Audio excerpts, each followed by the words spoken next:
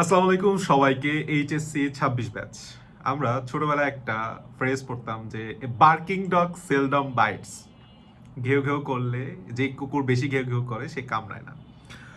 আমার কলেজ লাইফে আমাদের সময় ভাইস প্রিন্সিপাল স্যার খুব মানে প্রতি ক্লাসে এসেই মানে মারাত্মক লেভেলের ভয় দিত, হ্যাঁ, থ্রেট দিত। এই করে ফেলাবো, ক্লাস না করলে পার্সেন্টেজ 75 না আসলে এই হয়ে যাবে, পাস না করলে এই পরীক্ষায় বসতে দিবে না, এই করতে দিবে না, সেই করতে দিবে না, সিটিতে অ্যাটেন্ড না করতে পারলে হাফ ইয়ারলি দেওয়া যাবে না, হাফ ইয়ারলি না দেওয়া যাবে ইয়ার পেডাল দেওয়া যাবে না, হ্যাঁ, তো আলটিমেটলি এইচএসসি দেওয়া যাবে না, টেস্ট পরীক্ষা খারাপ রেজাল্ট করলে এইচএসসি দিতে দেবে না। এবং তার আশেপাশে যে সাঙ্গ পাঙ্গ ছিল, ইয়াং যেই টিচারগুলা, লেকচার টেকচার বা কিছু আছে না, ওই প্রিন্সিপাল ভাইস প্রিন্সিপালের খুব চাইটা বেড়ায়, প্রত্যেক কলেজেই তো আছে। তো এরা খুব হুজুর হুজুর করতো।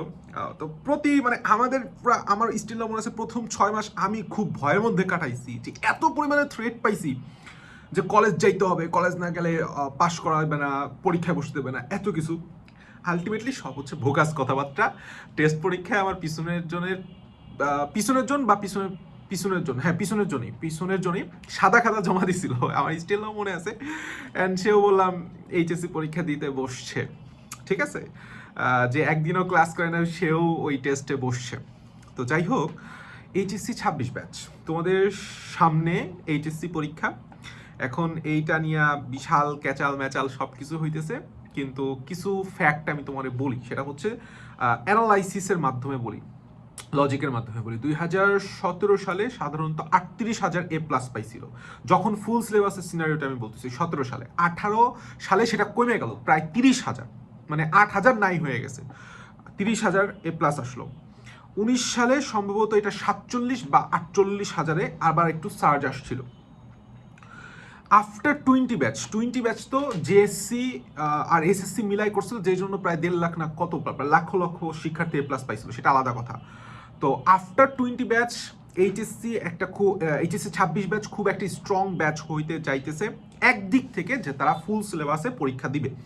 এখন এইচএসসির তুমি যখন ফুল সিলেবাসের সিনারিওটা চিন্তা করতেছো, তুমি দেখো A+-এর সংখ্যা কত কম, মানে প্রপারলি পরীক্ষা হইলে 50,000-ও এখন পর্যন্ত ছুঁই হয় নাই।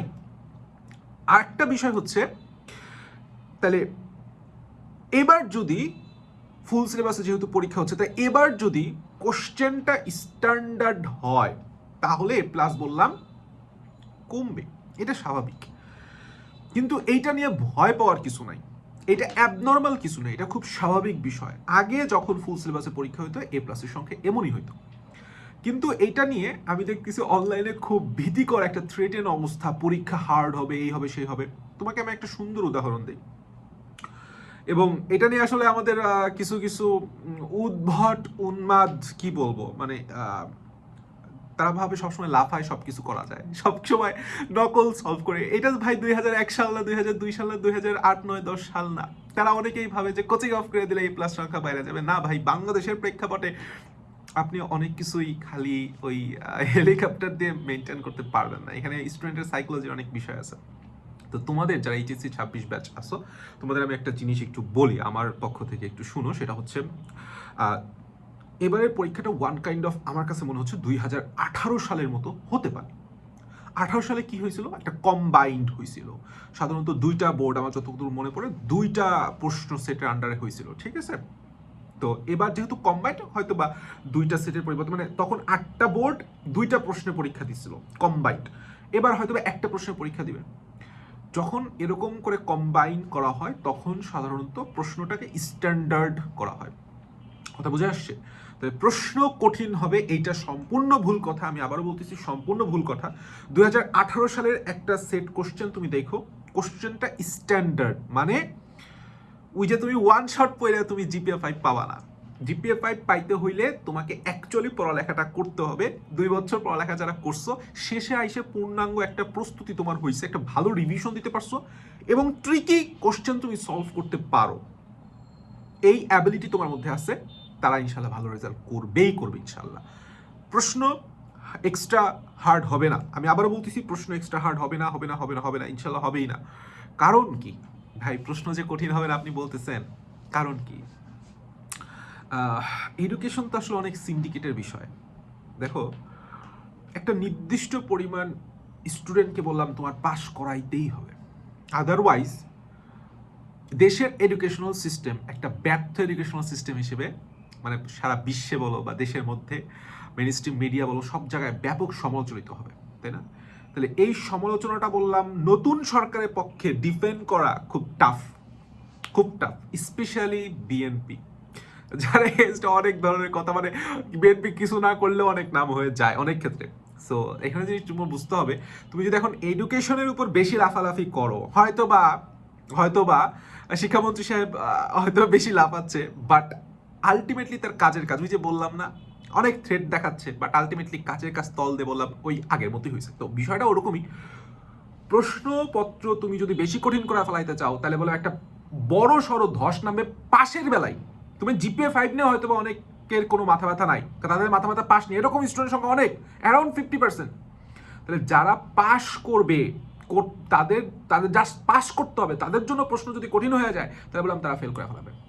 এখন যখন ফেলের রেট বেশি হয়ে যাবে তখন একটা আলাদা চাপ পড়বে টোটাল শিক্ষামন্ত্রী মন্ত্রণালয় সরকারের উপরই। সো এইটা নিয়ে ভাইবো না যে প্রশ্ন খুব কঠিন হবে, প্রশ্ন স্ট্যান্ডার্ড হবে, এইখানে পাশ করা সহজ হবে, কোয়াইট সহজ হবে, আগের মতোই থাকবে, এ প্লাস পাওয়াটা একটু টাফ হবে। সো যারা এ প্লাস পাইতে চাও তাদের উচিত এখন থেকেই একটু ডিপলি সব কিছু পড়া, একটু অ্যানালাইটিক্যাল ওয়েতে পড়া এবং নিজে প্র্যাকটিসটা বাড়ানো। তুমি ঘন্টা 30-40 ঘন্টার ক্লাস দেখার চাইতে তুমি নিজে 30-40 ঘন্টা পড়ো, তুমি অনেক বেশি উপকার পাবা, ঠিক আছে? সো আমার দুইটা স্পষ্ট কথা আজকে, 1 নাম্বার প্রশ্ন স্ট্যান্ড হবে, কঠিন হবে না।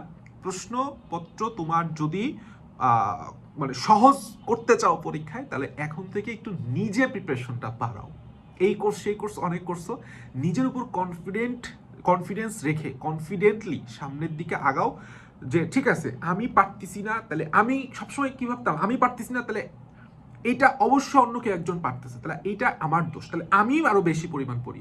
এখনকার স্টুডেন্ট ভাবে আমি পারতেছি না তাহলে ওইটার কোর্স করি, বায়োলজিতে সমস্যা হবে বায়োলজির কোর্স করি, কেমিস্ট্রি সমস্যা কেমিস্ট্রি কোর্স করি। কেন ভাই কেমিস্ট্রি সমস্যা, তাহলে আমি কেন কেমিস্ট্রি পারবো না, আমার কেন আমি সবাই পারতেছে আমি কেন পারবো না?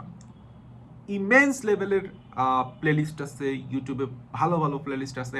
আমাদের সময় সেটাও ছিল না, যখন নতুন করোনা আসলো, আমার সময় তখন চলতো হচ্ছে অন্যরকম পাঠশালা, একটা মাত্র মোটামুটি ভালো ক্লাস দিত, তারপরে 10 মিনিট স্কুল আসলো। এছাড়া ফিজিক্সের জন্য তখনও খুব বেশি ভালো ক্লাস আসে নাই তখন। ইভেন আমরা যেই জটিল সার্কিট, এটা ইউটিউবে সার্চ দিয়ে তোমার ইন্ডিয়ান অনেক ভিডিও আমরা দেখছি। তো এখন স্টিল নাও এই জায়গাটা অনেক এনরিচ আছে, তুমি এদিক সেদিক হেফাজতলি না দৌড়ায় নিজে প্রশ্ন স্ট্যান্ডার্ড হবে এই মেন্টালিটি নিয়ে আগাও, ইনশাল্লাহ ভালো রেজাল্ট করবা, ঠিক আছে? সো প্রশ্ন কঠিন হবে এই ভয় পায় লাভ নাই, প্রশ্ন ইনশাল্লাহ স্ট্যান্ডার্ড হবে। প্রশ্ন যেহেতু একবারে নিয়ে আসতেছে এটা আরো ভালো উদ্যোগ। অনেক ক্ষেত্রেই দেখা যায় যে কুমিল্লা বোর্ড চট্টগ্রাম বোর্ড খুব মার্কা মারা প্রশ্ন করে, সেটা হয়তো হবে না, একটা স্ট্যান্ডার্ড প্রশ্ন পরীক্ষা হবে, সব বোর্ডের স্টুডেন্টরা সমানভাবে কি বলবো মানে ওদেরকে পর্যবেক্ষণ করা যাবে, এটা একটা ভালো উদ্যোগ। পরীক্ষা কাছে আসছে, আমি আবারও বলতেছি এই কোর্স সেই কোর্সে না দৌড়ায় নিজে পড়ো। Best of luck.